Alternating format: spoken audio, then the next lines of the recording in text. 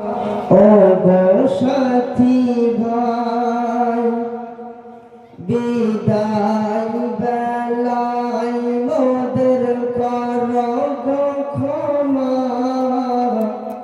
ও গো সাথী ভাই বারে বারে চাই যে ক্ষমা, বারে বারে চাই যে ক্ষমা। ক্ষমা করো প্রিয় গ্রামবাসী সবাই।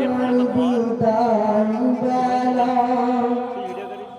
বিদায় বেলায় মোদের করো গো ক্ষমা।